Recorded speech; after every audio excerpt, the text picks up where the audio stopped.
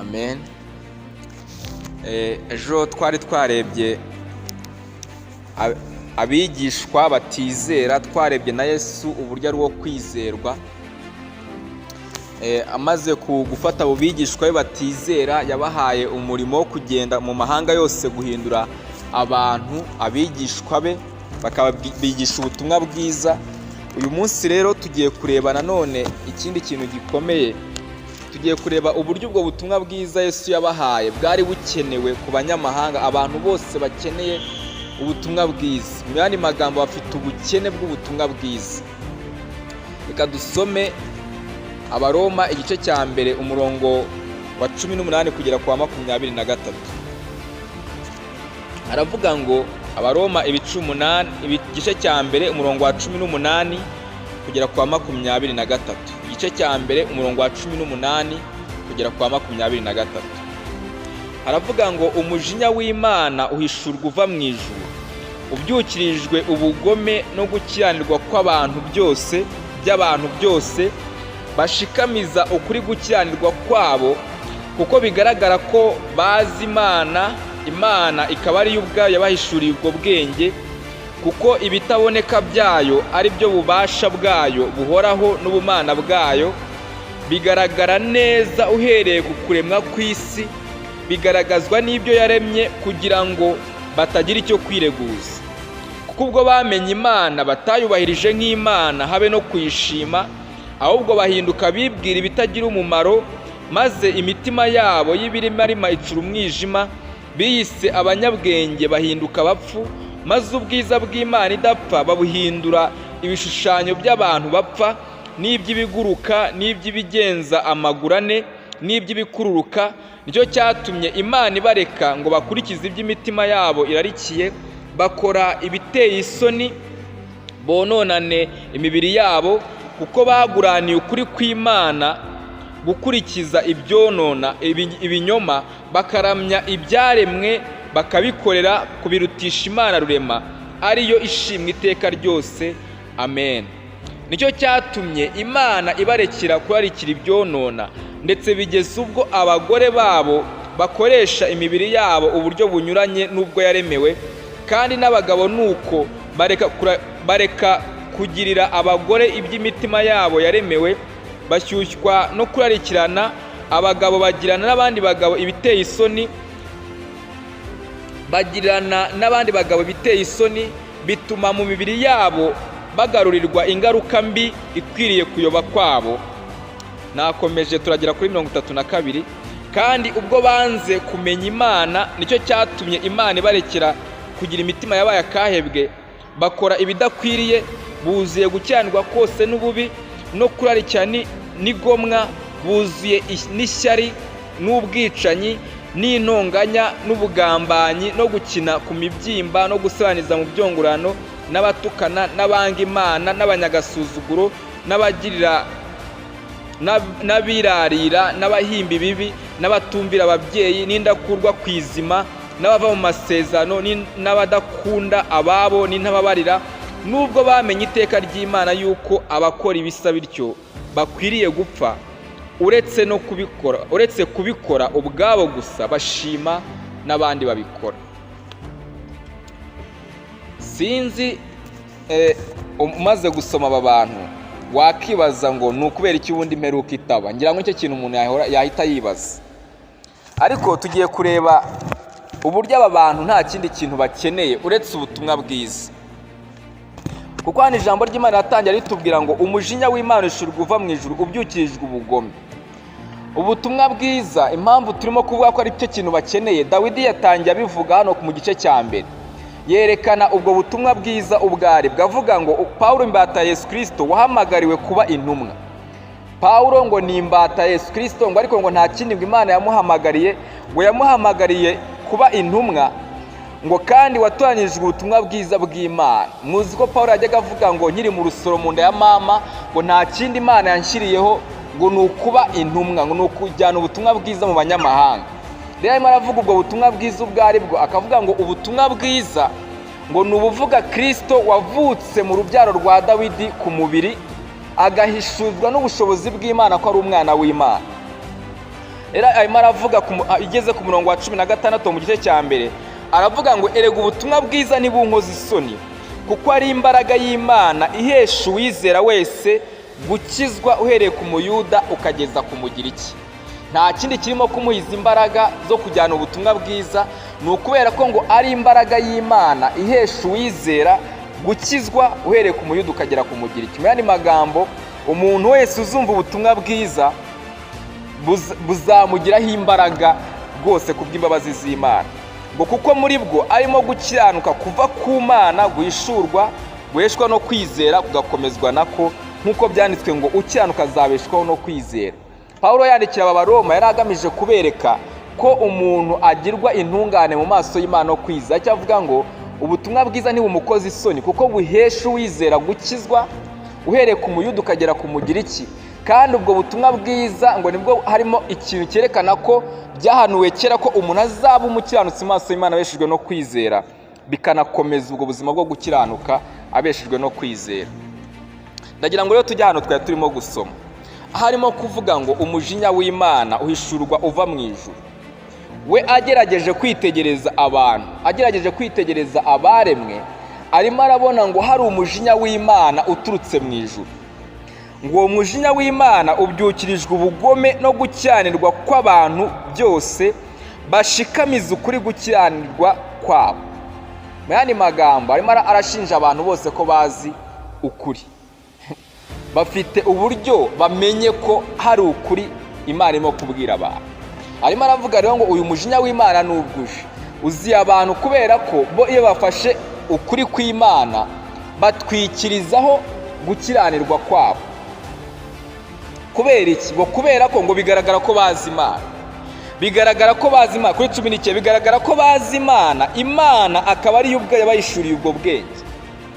Abantu ngo bigaragara ko bazi Imana, Imana akaba ari ubwayo bayishuriye ubwo bwenge. Yabibashuriye iti ngo kuko ibitaboneka byayo ari byo bubasha bwayo buhoraho n'ubumana bwayo bigaragaza neza uhereye ku kuremwa kw'isi, bigaragazwa n'ibyo yaremye kugira ngo batagira icyo kwireguza. Mu yandi magambo, ibintu bitaboneka bifasha isi, ibifasha isi bitaboneka, ibintu bitaboneka byitwa inkuba, ibintu bitaboneka byitwa umucyo. Ibyo bintu byose ngo bitaboneka, ngo ntago umuntu yabirengaho rwose ngo yireguze ko atazi Imana. Ngo ibyo bintu rero ngo byaremye uhereye kera kose, ngo Imana yabishyireho kugira ngo bigaragarize aba bantu ko Imana ifite ububasha n'ubushobozi.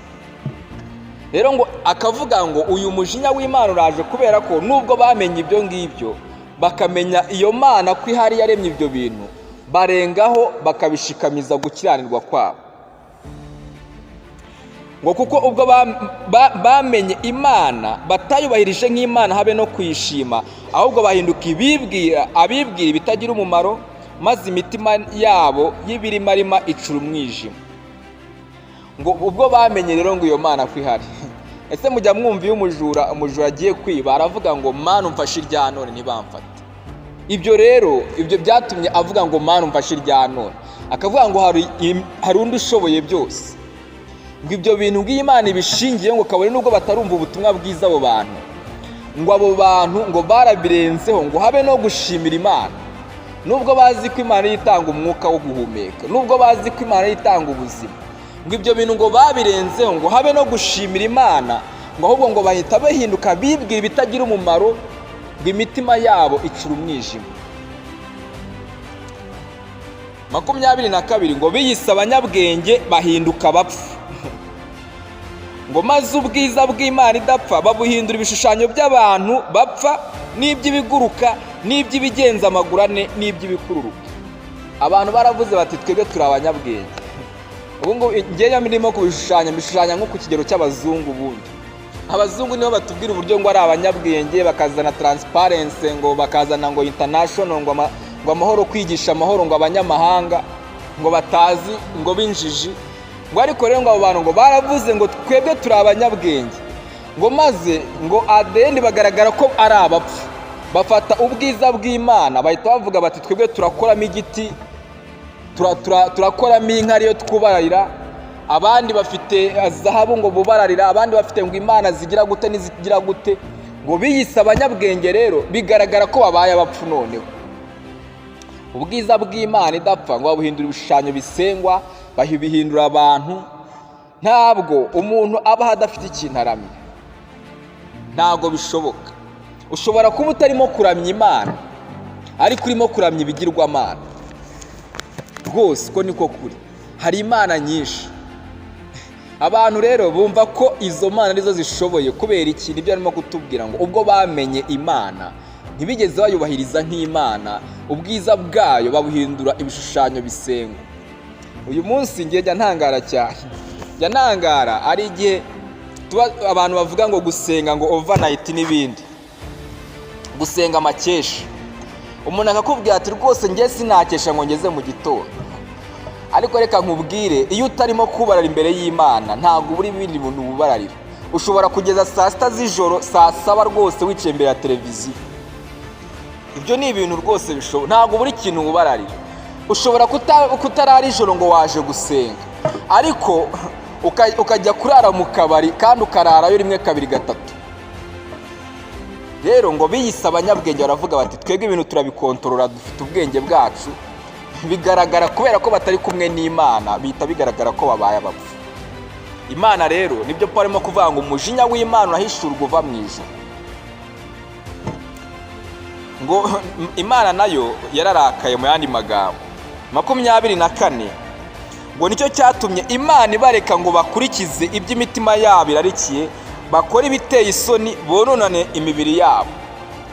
Ngo kuko baguranye ukuri kw'Imana gukurikiza ibinyoma, bakaramya ibyaremye, bakabikorera kubirutisha Imana rurema ari yishimwa iteka ryose. Amen. Mu yandi magambo ngo Imana nayo yararakaye irabihorera. Iyo umuntu atari kumwe n'Imana rero barimo baratubwira ikintu gikomeye hano, ngo ayoborwa n'amarangamutima ibyo ararikiye. Wumvise umuntu avuga ngo niko mbishaka ndamaze. Iyo umuntu atari kumwe n'Imana niko abishaka nyine. Niba ashaka gusambana ntago wabimubuza, niko abishaka. Ayoborwa n'ibyo umutima we urarikiye kubera ko atayobewe n'Imana. Imana rero ngo yaretse aba bantu baguraniye kuri gukiranirwa kwabo, nawe ngo yigira ku ruhande. Igiye ku ruhande ngo umuntu ayoborwa n'amarangamutima ye, amubera Imana. Icya kabiri ngo cyabaye ngo nicyo cyatumye Imana ibareka kurarikira ibyonona, ndetse bigeze ubwo abagore bakoresha imibiri yabo uburyo bunyuranye n'ibyo yaremewe, kandi n'abagabo nuko bareka kugira abagore iby'imibiri yabo yaremewe, bashyushywa no kurarikirana abagabo, bagirana n'abandi bagabo ibiteye isoni, bituma mu mibiri yabo bagarurirwa ingaruka mbi ikwiriye kuyoba kwabo. Ntabwo ibintu tuvuga ari ibintu bitagaragara, ni ibintu bigaragara kandi biriho. Ngo iyo umuntu atari kumwe n'Imana kubera ko ayobowe n'amarangamutima ye, Imana iramureka ngo akurikire ibyonona. Ngo abagabo batangira kuba batinganye n'abagore batangira kuba batinganye. Mu by'ukuri Imana yabaremye ibaremanye ubushake buzima bw'umugabo n'umugore, ariko kubera ko Imana idahari ngo nta kindi, ngo Imana yabaretse ngo bakurikire ibyonona. Batangira gukoresha imibiri yabo uburyo bunyuranye n'ibyo yaremewe. Mu yandi magambo batangira gukora mu buryo gusambana mu buryo buzazana sida, batangira kuryamana mu buryo bwangiza imibiri yabo kubera ko batari kumwe n'umuremyi wabo. Iyo umuntu atari kumwe n'Imana rero ngiki kintu kimubaho, akurikira ibintu byonona, akurikira ibyonona rwose. Ikindi ngo kandi ubwo banze kumenya Imana nicyo cyatumye Imana ibareka ngo bagire imitima yabaye akahebwe. Ku murongo wa 28 ngo bakora ibidakwiriye. Ngo bagize umutima wabaye akahebwe. Sinzi niba akahebwe mwumva icyo bivuze. Akahebwe ni ikintu kidakosoreka, mu yandi magambo ni indakosoreka. Reba rero ngo umuntu wabaye akahebwe kubera ko atari kumwe n'Imana, 29 kintu avuga ngo buzuye gukiranirwa kose n'ububi no kurarikira n'igomwa, buzuye n'ishyari n'ubwicanyi. Dore umuntu utari kumwe n'Imana ikintu kimuranga nibi rwose, nibi ngibi. Ntushobora kumukosora, arakubwira ngo njye ndamaze. Ntushobora kumugira inama. Hari igihe abantu wenda iyo abantu babaye mu masosiyete murabizi, iyo umuntu yakoze ikosa rwose kabone niyo yaba mwaba muri sosiyete y'abamarayika, reka tuvuge gutyo, hakaba harimo umuntu utari kumwe n'Imana, ni uko nguko azaba ameze. Ni umuntu udakunda abandi, ni umuntu udakunda abe, ni umuntu wuzuye ishyari, wuzuye intonganya. Mbyo niyo umugiriye inama rero arakubwira ngo ndamaze, umutima we wabaye akahebwe. Icyanyuma gikomeye 32 ngo nubwo bamenye iteka ry'Imana yuko abakora ibisa bityo bakwiriye gupfa, uretse no kubikora ubwabo gusa, bashima n'abandi babikora. Ibi ndagira ngo mubyitegereze kuri televiziyo murabibona. Nubwo bamenye ko Imana yanga ibyo bintu, ngo uretse gusa nuko babikora, ngo bashima n'abandi bantu babikora. Uyu munsi nta muntu ushobora gusohora indirimbo clipe atambaye ubusa. Niki gituma yambara ubusa? Nubwo bamenye ko kwambara ubusa ku gasozi ari ibintu bibi, uretse no kubikora niwe rwose, niwe musitari. Umuntu ukora ibyo ngibyo niwe twemera nk'umusitari, ukora iby'Imana yanga. Uretse no kubikora ubwe gusa, ashima n'abandi bantu babikora. Umuntu nk'urumogi uyu munsi niwe musitari. Muri sosiyete zawe na za segonderi niho nagiye mbibona, niho biba bigaragara neza rwose. Nta wundi muntu ushobora kuba umusitari muri abo bantu mu ruhame rwa kaminuza rwa segonderi. Reka ni umuntu unywa ibimogi, utera poketi, umuntu nyine ukora ibintu byangwa n'amaso y'Imana. Wowe niwe wemerwa ko ari umuntu nyakuri muri sosiyete yo hanze ahangaha. Ngo nubwo bamenye rero ko Imana yanga ibyo bintu, ngo uretse no kubikora ubwabo gusa, ngo bashima n'abandi bantu babikora. Abo bantu nibo bashima. Iyo abantu bicaye mu kabari, abagabo baravuga bati ni gute umugore agusuzuma? Umugabo ukubita umugore niwe mugabo. Uretse rero no kubikora nibyo nyine bashima abandi bantu babikora. Ni gute utaha kare, ni gute biba bimeze, ni gute nyine uri muntu ki? Ngo iyi Imana rero itari kumwe n'uyu muntu, ngo uretse no gukora ibyo bintu abizi neza ko Imana ibyanga, ashima n'abandi bantu babikora. Umusitari ugezweho, umuntu ugezweho ni umuntu ukora ibi bintu Imana yanga. Pawulo rero ibi ngibi arimo arabivuga ngo hari umujinya w'Imana uhishurwa uva mu ijuru, ubyukirijwe aba bantu n'ubu bugome bwose buzuye gukiranirwa kose. Aba bantu rero ngo batari kumwe n'Imana, ngo baguraniye ukuri kw'Imana gushikamiza ibinyoma, umujinya w'Imana urababyukiye. Nta kindi arimo kuvuga kizabakiza. Aravuga ko uyu muntu rwose akeneye ubutumwa bwiza bwa Yesu Kristo. Uyu muntu akeneye ubutumwa bwiza bwa Yesu Kristo, nibwo bwonyine bushobora kumukiza, nibwo bwonyine. Uyu munsi tubeshya abantu twabwira tuti waretse itabu ugakorera Imana. Reka ntabwo ibyo bikora. Umuntu akeneye ubutumwa bwiza bwa Yesu Kristo bumubwira ko Yesu yaje akavukira mu rubyaro rwa Dawidi kubw'umubiri, Imana ikamuhamya mu mwuka, ikamwereka n'ubushobozi ko ari umwana w'Imana. Uwo niwe waje gukiza abantu ibyaha byabo. Abantu bakeneye ubutumwa bwiza, bakeneye kwizera Kristo kugira ngo bakire.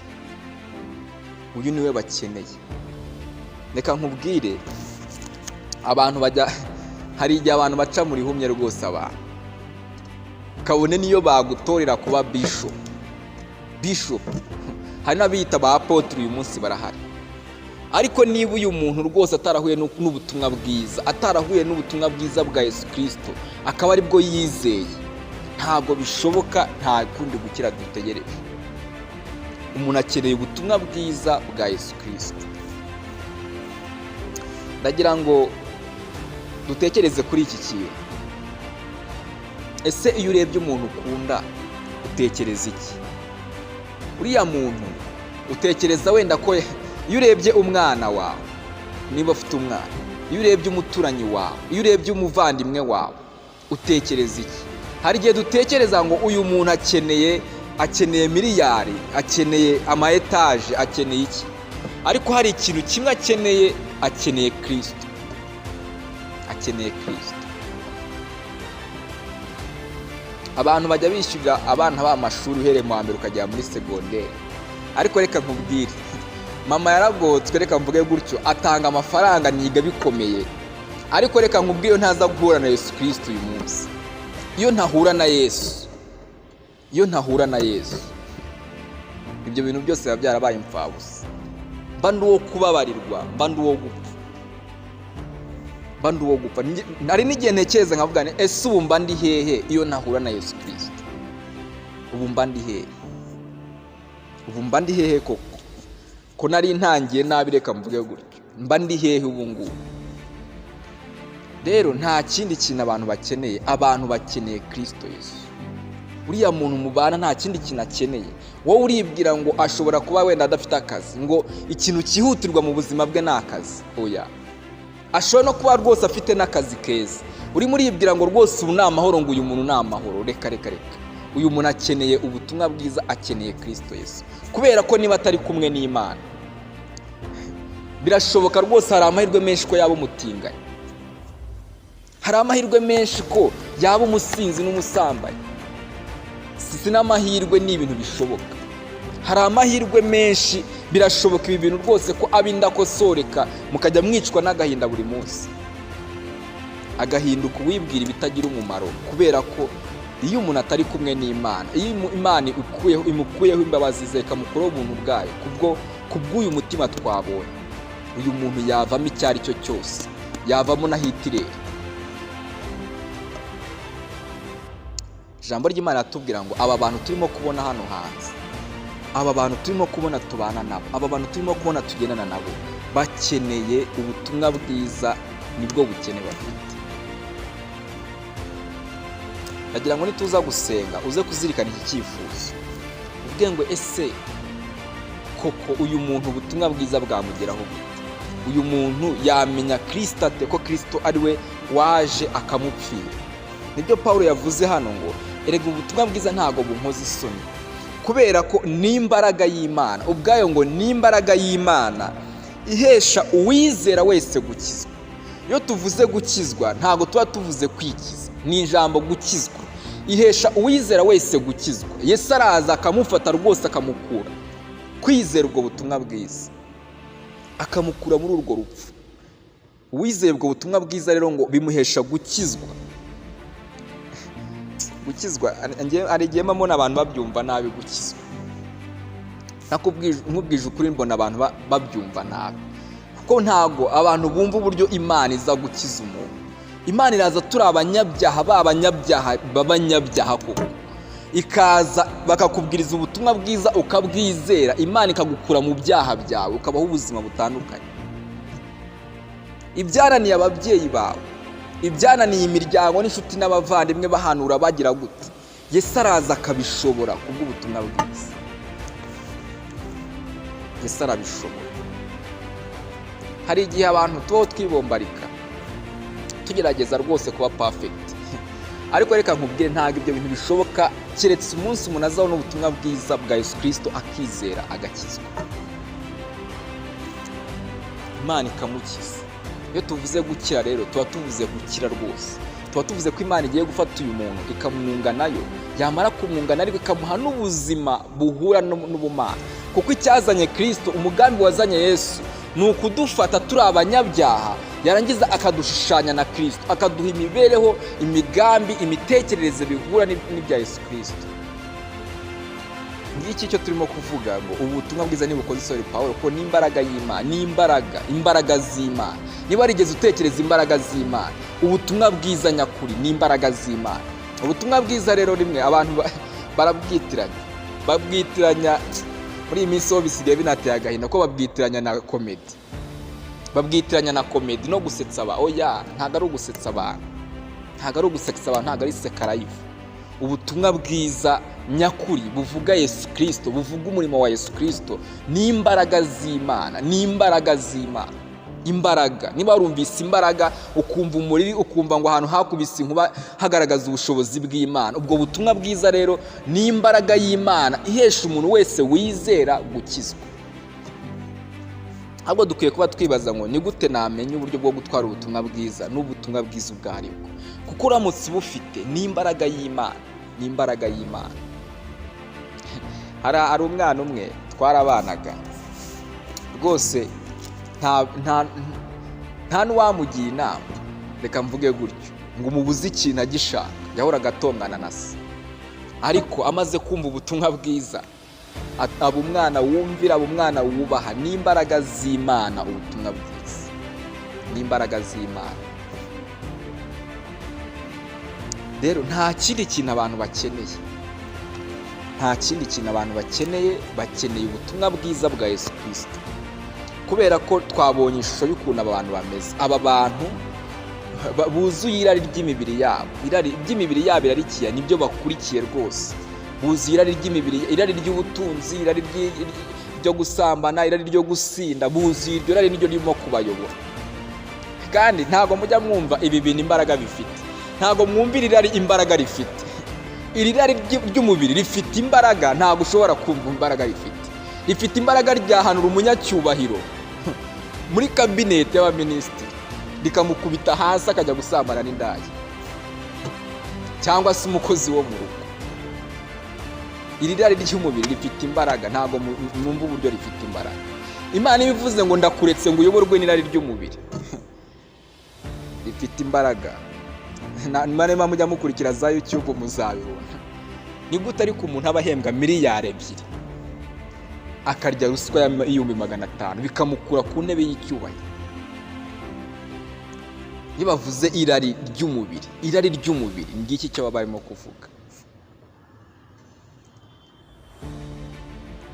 Ikindi ngo gukurikira ibyonona, uvuze ni gute umudokiteri wize kuvura, abizi rwose uburyo ibintu byandura, yarangiza arwara sida gute? Icyo nicyo cya mbere wakibaza. Icya kabiri, anywa itabi ate azi ko ritera kanseri?